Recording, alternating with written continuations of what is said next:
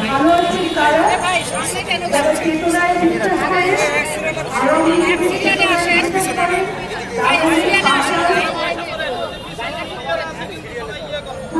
বিশ্বাস করে তারা ভালো আছে। আর বাকি আমরা সবাই ভীষণ একটা খারাপ সময় দেখতে আছি, যেখানে জালির ভয় আছে, জবাবের কোনো নিরাপত্তা নাই, লোকের অধিকার তো অনেক দূরের কথা, অর্থনৈতিকভাবে আমরা সংগ্রাম করে পেরে উঠতে পারছি না, সবভাবে যারা আমরা বসে থাকতে চাই তারা পেরে উঠতে পারছি না। সমস্ত কিছুর কারণে কারণ আছে, ব্যবস্থায় আমাদের রাষ্ট্র ব্যবস্থার গোড়ায় বলদ আছে।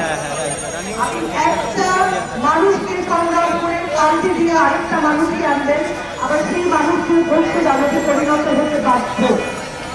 তাহলে আমাদের কি করতে হবে? আমি অন্য ক্ষমতা কাঠামোকে দিয়ে আমাদের পরিণত না হতে পারে সেই ব্যবস্থা করতে হবে, স্থায়ী একটা সমাধান করতে হবে।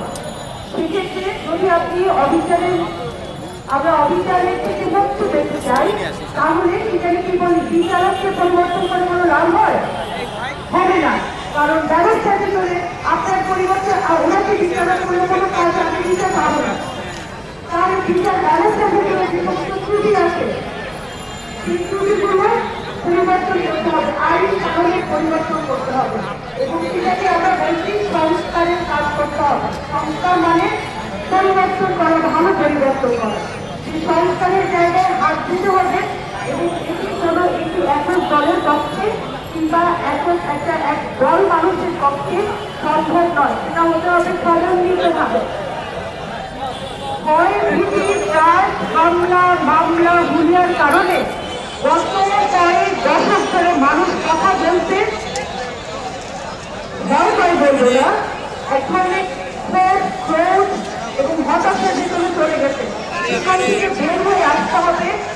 ভয়ের রাজনীতি, ভয় পাওয়ার যে সংস্কৃতি, সেটাকে বন্ধ করে দিতে হবে, আর নেওয়া যাবে না।